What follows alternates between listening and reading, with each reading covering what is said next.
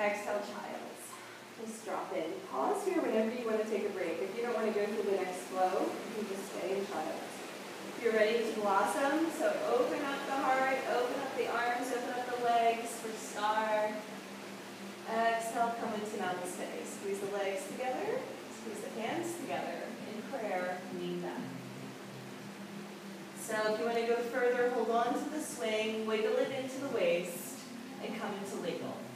So ladle is when you bring your arms overhead, palms face up, long legs, long arms, squeeze everything together, and then let the energy drain out. So if you want to go to the next step, bend the knees. We're going to come into bow, swim your arms back, find your ankles. Press your chest forward. You can actually pull your feet away from you to lengthen through the arms. You'll get a nice big back bend opener without any strain on the lower back. If for some reason your lower back doesn't like it, don't go so far. Stay for another breath if you can. Release the ankles. Inhale, lift yourself up. Hold on to the swing. Head up, hips down. And then just let all of that acclimation in the body happen, because that is a huge recalibration for the spine. So supported back bends in the swing are my absolute favorite. It allows you to safely move into opening up the front of the spine and the heart without overextending. Beautiful, guys. So we're going to do a little skydiving. We're going to come into the easier version since we've already had a lot of fun so far with the back bends. Let's just take another deep breath to integrate all that goodness. So I find that if I take frequent breaks in between the poses and just chillax, not only can I stay in the swing longer, but I get more out of the practice. I believe like 80% of what we practice is lost if we don't pause and let it all absorb. So it makes a huge difference. Okay, so we're going to come back through neutral, reach forward and grab for the leg loops as high as you can. Good. So what we're going to do is similar to the child's pose, where we're going to first just curl in and close. So tuck in towards your navel. Now when we inhale, we're going to open up the hips and do a bicep curl. You kind of straighten the legs if you want. You don't have to straighten the legs. You're like, I can do it. There you go. You're like, all right. There you go. Now exhale, come on back down and squeeze. Inhale, open up, bicep curl. Press the heart and hips forward. You got it. I know it's a big stretch. It's like, ooh la la. Exhale, come on back down and squeeze. Inhale, open. Yeah. Exhale, squeeze. So we warm up the hips first. A little warming. Warming and morning. Morning, what's coming next? So we can balance here. We're going to bring our hands in front of the leg loops. And then lean forward. I know. Oh my God! Jedi flight training. We can do it. All right, there's an easier version. We're going to come down and we're going to try our high diver. So what we're going to do is squeeze our legs together and let the leg loops come up. It's like a Nancy. Little hot pants. When you hang out in the caster a lot, they're Nancy's. There you go. It looks just like that. Good job. So we have our feet back behind us. We lean forward. Oh, so yeah, exactly. So an easy way to get there. Yeah, Adrian, let's come back. We skipped a step.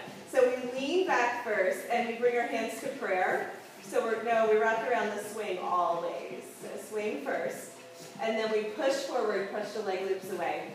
And then, yes, you got it. Now bring your feet back behind you and your chest forward. There you go. Ah, move that up. So we can have the feet down for our skydiver. This is a high diver, right? With the leg loops high. Or we can lift our legs, bend the knees, bend the elbows, and come through flying butterfly. Right? So we can flutter. Little legs here. We can bend a little bit from side to side. Just try getting a little bit of sway happening. There you go. Now this is a really great shoulder opener, heart opener, hip opener. And when the hips are really tight, it's much easier to do it at the hip flexors, groin area than it is to do it at the knees. But it's pretty much the same pose. Really good, guys. Okay, so we're going to play a little bit and come down from here. So we're going to land it. Okay, wide straddle with the legs. And then one arm at a time. Don't do both arms at the same time. One arm at a time, come on down. So this is another way, and you might want to adjust a little bit. This is another way to come into wide straddle forward folds with the leg loops at the hips, or down dog, right? So we have a few different variations here. That's nice. Isn't that nice? Yeah. It really gets a deep rotation in the hip joint. It's still intense, like most of the poses, but it also should feel really good. So why don't we bring our forearms down and we can float. Okay, we're going to stay in the wide straddle legs. Again, just having some fun with it. So in this particular pose, try keeping like more of a down dog body instead of super arched. Yeah, exactly. Nice, Amy. So we're bending at the hip flexors and not the lumbar spine. So we're so used to flexing at the lumbar that we lose the capacity of the hip flexor to initiate. So we have that long pillar of light through the body. Really good. And so now we're just going to create a little bit more sway from side to side. Get some swagger in your swing. And my toes are heavy. I'm on my forearms and I'm just pressing from one forearm to the next. Beautiful, guys. And this can be really playful or it can be really gentle. And if you want to have some fun with it, you can try an ollie. So you can try to touch your toes. Alley-oop. It's a little breakdancing move. Only do it if it makes you laugh. Okay, and then we're going to come back through center, start to slow it down. So we plant our feet on the ground, we lean back into it. So see if you can bring your feet to the center of the mat. And now when you press back, you'll get a little massage into the sit bones. So you're going to be really careful when you come up because it's really easy to get a red head rush here too. But you're going to keep pressing back, lift up through the center. Are you like I already got mine? So we bring our we bring our arms. Good. Yeah, we bring our arms up and through the swing, and et voila, we land it. Back in our high diver. Beautiful, guys. Let's grab for the leg loops. We're going to lift our knees and just massage, kind of tractioning all the way back down. There you go. And I do this a couple times with my clients. It works well if you have pants on, so just do the best you can, Adrian, with that, otherwise it becomes exfoliating. But you can actually lift the hips and stretch the leg loops all the way up, and then lift the knees and let it slide all the way down. And so that will just start to break up all that congestion and all that fascia in the legs that happens. And so I massage the body a lot with the swing in my therapeutic practice. Oh, wow. Isn't that nice? When you get it, people are like, oh my God, that's like the best. But otherwise they're like, ow, I don't like it. It hurts. Like, yeah, well, it gets easier. It feels better with time, right? Okay, good. Really nice, guys. So if you're okay hanging for a little bit longer, let's actually do some floor work. And then I'm going to mix it up, okay? And this is where we're diverting from our training. So you're like, I already noticed that there's been some diversions, and once I go out on a tangent, it's it. Okay, so we're going to stay hooked at the knees. This is really fun, plus it's always good to reground. It's the only time we're going to lift our arms up, because if we lift our arms up, we're going to lose our anchor. But this time we're going to do it on purpose.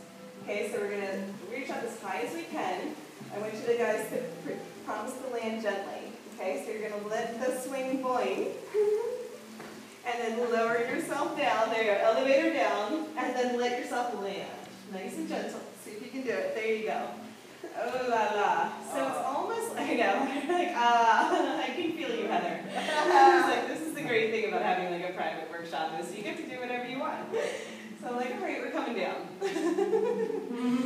So we're going to just sway it out from side to side. Now, obviously, this is kind of intense, right? Behind the knees. So I know you can always spread it out. If you can do it from here, see if you can just extend through the calf. I like the intensity, but there's always options. So just see if you can spread it out a little bit if you need little tricky to do in the reclined position. And now I want you to just play in the space from side to side. You can clasp your hands behind your head. You can have your palms down by your hips. But just see what it's like to extend through one leg, pushing the hips up, and then the other. Just have some fun, enjoying the groundedness in the upper body and the freedom in the lower body.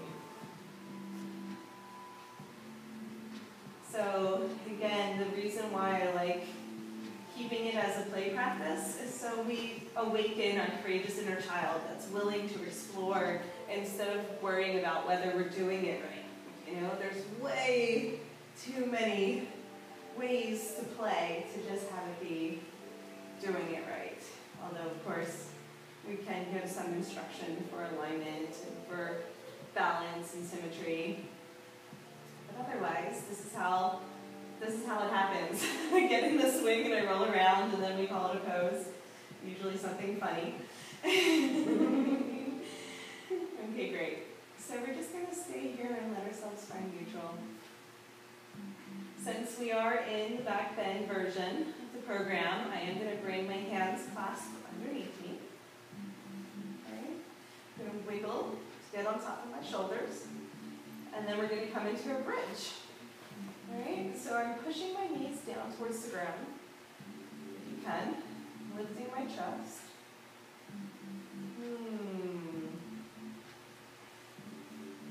Chin slightly tucked in so the cervical spine is long. And I'm engaging through my arms. Does that feel good, everybody? You good? Beautiful. Okay, so then I'm going to exhale, lower my hips down. So this is going to be a little tricky. So you're going to straighten your legs and see if you can catch with your feet. They might just come bopping off, if that's okay, but see if you can flex your feet back and catch it. Really good, everybody did it. So now it's like a deep burrito, right? Our legs up the wall. Sometimes they will come off, but I find if I keep my feet flexed, yeah, you can also hook at the ankles, that's really good. And you can stay on. So now we're going to do the same thing. See if you can press up. Come into a big bridge. I'm on the arches of the feet, but you can actually bring them back down to the ankles too. Maybe. Nice.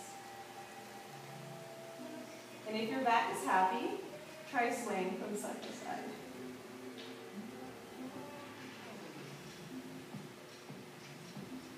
See what your body wants to experience today.